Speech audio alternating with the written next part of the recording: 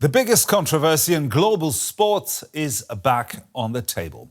This week, the International Olympic Committee took a major step toward bringing Russia back into the Olympic movement. After more than 3 years of restrictions because of Russia's war of aggression against Ukraine, the IOC has now lifted the suspension of the Russian Olympic Committee and opened the door for Russian athletes to return to Olympic qualifying events ahead of the 2028 Los Angeles Games.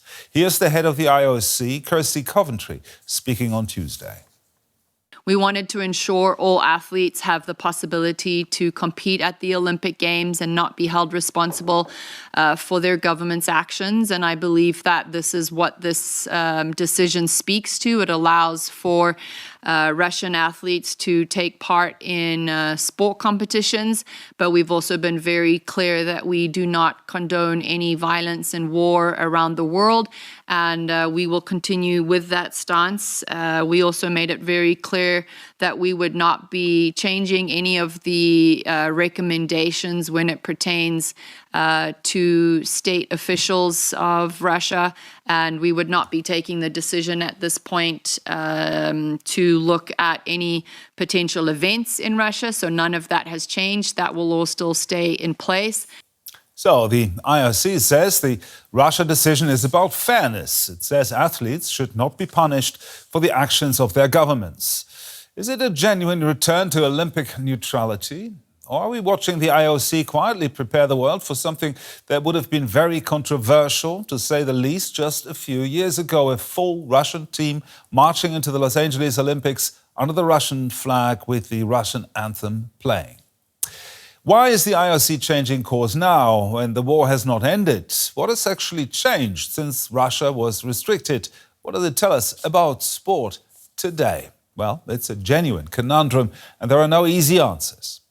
But for the more difficult answers, we can now turn to Jens Andersen. He is one of the world's foremost experts on sports governance and the politics of international sport. He's also the founder of Play the Game. That's an initiative promoting democratic values in world sports. Jens, let's start with the big one. The war in Ukraine has not ended. The IOC's condemnation of it hasn't changed.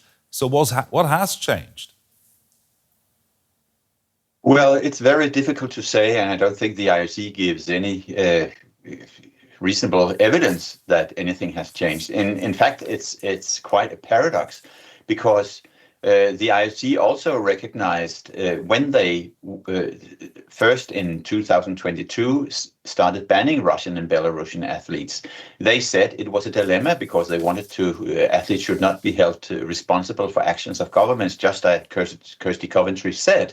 But they also recognized that Ukrainian athletes had very difficult conditions, and it would be very unfair for them to let Russia participate, because while Russians might participate, the Ukrainians were prevented by the war. And I don't think the war has really stopped, has it?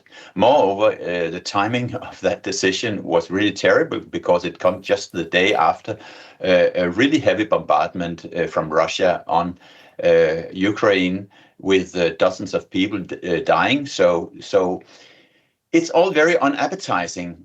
But it has been a long way coming. The IOC has tried to modify the sanctions for a couple of years. And last year, they took the first steps, not directly, but by letting the International Paralympic Committee open the doors to Russian and Belarusian athletes for the Paralympic Winter Games in Italy this winter. Then the IOC said, okay, during the Youth Olympics in Senegal this summer, Russian and Belarusians can take part. And lately, 2 months ago, they said that Belarusian athletes of all kinds that all sanctions would be lifted. So they're sort of trying to serve a very, very undelicious meal in little pieces, hoping that, as they also do now, make provisional lifting the ban and trying to sort of contain the critical voices. And I have no doubts that although they call this provisional, it will last. Now, the other argument the IOC is using is that it says this is happening because Olympic qualifying events are starting around the world. Critics say that's just an excuse. What's your reading of the timing there? I think that is actually correct. That I think overall the geopolitical consideration that the IOC has is most likely there has been some pressure from the White House not to uphold the ban on Russians, so that the Los Angeles Olympics can be truly global, and also that we can play in the hands of Donald Trump and his on and off friendship with Vladimir Putin. I'm sure there has been some pressure to the IOC, and I recognize it's not so easy. But you have to consider that Vladimir Putin, since he took office, has used sport, international sport, as a platform for his nationalistic and militaristic propaganda strategy. And I think very successfully at home, build an image of Russia as a very, very strong sporting power and a nation that can be proud of itself, with less success internationally because of the outrageous systemic doping scandal that was revealed some 10 years ago. And that's another question that the IOC does not really address here. They say they address it, but just 2 months ago, they said they could not let Russia in yet because of the revelations that there was a very close cooperation between the Russian anti-doping agency and the Russian intelligence services, FSB, just as it was 10 years ago. Jens, you have said that, or indicated that pressure from the White House helped this decision to come forward. Have you seen any evidence of that? I don't know whether it was instrumental, because we have seen the IOC work for a long time to readmit Russia, but with heavy resistance from particularly European sports leaders. But I think it's fair to say that it might be so that Donald Trump has a preference for lifting red cards. The other day it was for an American football player, and now it is for the Russians. It will be much more beneficial for Donald Trump if the Los Angeles Games are truly global, or if the IOC lifts the sanctions, then it can actually play in his hands to decide whether he will admit Vladimir Putin as a guest and the Russian athletes to the US. So I think it is very likely that there has been some pressure from the White House on the IOC, but unfortunately, international sport is a very opaque place. You will never get to know what kind of rationale there are behind the IOC strategic decisions. And I must say that the statement they have announced doesn't really clarify the matter. The IOC has said, if I may, that the whole reason is that the Russian Olympic Committee no longer claim authority over the regions that the Russian army has occupied. And that's it may very well be that they don't do that any longer, and that was one of the reasons for their exclusion. But on the other hand, how will we verify, and how will those regions come back to working with the Ukrainian National Olympic Committee?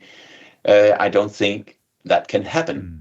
Also, it's not really clear why the IOC have decided that the systemic doping of Russia is no longer a problem that should not be addressed. What the IOC sets up now is a very, very complicated set of mechanisms that are left to all the different international federations to administer, instead of simply waiting for WADA to declare that RUSADA, the Russian anti-doping agency, is compliant. Now, we've prepared a few voices from Ukraine reacting to this decision. Let's listen in. Ukraine has been under near constant air raid alerts for almost a week, and yet they are deciding that Russia can participate in the Olympic Games. To me, this is disrespect to Ukrainian people and to those who are defending Ukraine. I absolutely do not support this decision by the Olympic Committee. To me, it means recognizing an aggressor country in the international community, which goes against how I think the international community should engage with Ukraine. This puts a lot of pressure on Ukrainians. What surprises me is that neither Europe nor the wider international community seems to be reacting more strongly to what is happening. Well, pretty expectable reactions there from Ukraine that we just heard. But if you were a Ukrainian athlete today and missiles are still hitting your country, how are you supposed to react to this decision? Well, I have no doubt that there will be a very, very strong reaction from Ukrainian athletes who certainly do not want to take part in peaceful sport competitions with people who represent a country that's slaughtering their own countrymen. And I hope that we can foresee a very strong reaction from European sport leaders and European governments alike. Europe is, of course, not the majority in the world, and we can sometimes have a Eurocentric perspective. But in this case, I think it's absolutely justified that Europe put its foot down. Still, Europe has some weight in the Olympic movement, culturally, politically, financially. Most international sports federations actually have their headquarters in Europe, and Europe is very important financially for the IOC. Moreover, sports actually has originally come out of a European tradition. So there is some avenues for Europe to claim some authority in this question about Ukraine. But if we take the IOC serious and say that they should be politically neutral, and if we should follow the thinking that all countries in the world, no matter how aggressive they are, should participate, the IOC could actually reconsider a proposal that was narrowly thrown away in 1968, and that is to remove all national symbols from the Olympic Games. If we had no flags, if we had no national symbols on the sports dress, if we had no anthems, the focus would be, as the Olympic Charter says, that about the competition between athletes, not competitions between nations. And I think that would be a very, very interesting way to try that out. Actually, the former IOC president, Jacques Rocque, when he introduced the Youth Olympics, also tried to introduce that rule for the Youth Olympics, that there would be no national symbols. But he had to give in to pressure from all those countries who still want to present their national pride at the international sports events. That's an interesting possibility there that you mentioned. But also you said Europe should react strongly. Now, if we're looking at the actual Olympics in 28 in Los Angeles, this kind of reminds me of the boycott of I believe it was the 1980 Olympics in Moscow, and then the reversal boycott in Los Angeles before that, after that, when the Cold War was in full swing. Do you think we could look at a boycott there? Play the Game always looks at boycotts as like the last resort, because if you decide to boycott, you also stop the dialogue. I think a much more interesting way forward is simply to make sure there is a constant political debate, constant pressure, maybe some economic consequences, maybe other ways to display your discontent on the sports front, on the sports stage. The IOC, of course, prohibits political expressions during their competitions, but on the other hand, they have removed one ban on the Russians, and one condition is that the Russian athletes should not express any sympathy of the war, which means that many Russian athletes who come to international competitions in the future may actually be a kind of poster boys and poster girls for the Russian militaristic ambitions. And that could call for a response from athletes and sports organizations and governments who do not agree with the IOC. Now, we've heard from Ukraine. Now let's hear some of the Russian voices on the streets of Moscow reacting to this decision.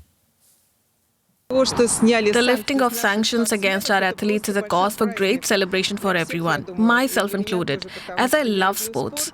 Although I'm not an athlete myself, I have always cared deeply because people work hard and train. It is their life's goal and purpose. And when such injustices occur due to politics, the way athletes have been treated is simply outrageous. I'm truly happy for them and wish them happiness, good fortune and great success. We will be proud of them. All in all, I'm delighted. I'd like to be part of the global scene, at least by watching on TV and following our athletes' performances. Because say what you will, many sports like ice hockey and rhythmic gymnastics lose some of their significance without our athletes. So I'm glad. Perhaps this is the first step towards Russia's return.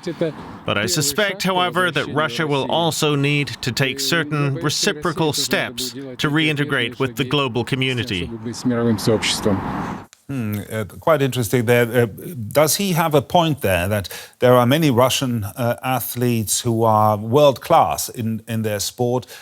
Would that mean that if Russians couldn't compete, that the value of the Olympic Games would be significantly lowered without them? Without any doubt. Excluding Russia means a lot to a lot of sports that lose not only sporting value but also economic value, but not having Russian investments, but not being able to present some of the biggest stars, and that will reduce their sponsorships, at least theoretically. So yes, of course there is a point, but I also note that in Russia, where I assume you cannot really openly criticize what is not a war in Russian rhetoric in Ukraine, that the last gentleman, he actually said that then Russia maybe had to do something in return. And my interpretation is he alluded to stopping the war in Ukraine, but of course, difficult to say openly. Of course, it is hard for the athletes who train hard. It is hard for the Russian sport fans. And this has been the argument even when the international doping scandal started 10 years ago, was, we cannot punish the athletes because it's not their fault. But with regard to doping, with regard to the war, it's very hard to get to the systems who organize doping and organize war if you cannot touch their most valuable assets, and that's the athletes. So like we in our society have strikes that sometimes unfairly hit innocent people. Collective sanctions, they have this nature that they are needed if you want to get to you could say, the collective systemic responsibilities. Because if you want to block, for instance, the systemic Russian doping system, how will you stop it if you just let the athletes continue to compete? It's impossible. Now, if you could ask the IOC one question today, what would that be? I think I would ask the same question as you started with in this interview. What has changed? Because there is nothing in the statement of the IOC that really brings any evidence about anything that has changed. There are some formalistic arguments. There are some very complicated solutions for the way forward. But overall, the real motive for readmitting Russia are not explained. So that leaves a lot of questions unanswered, including the key one, what has changed?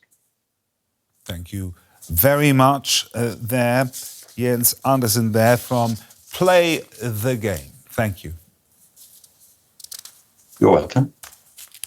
Well, one thing is for sure, the debate isn't just about sport anymore. It's about where we draw the line between athletes' dreams of Olympic glory, about government ambitions, about war and the values we say the Olympics stand for. So here's my question to you. If Russian athletes meet all the sporting requirements, should they be allowed to compete under the Russian flag in Los Angeles 2028? Yes or no? Let us know in the comments. And if you want more conversations like this, make sure you hit subscribe and turn on notifications. I'm Gerhard Alphys in Berlin. Thank you very much for watching. See you soon.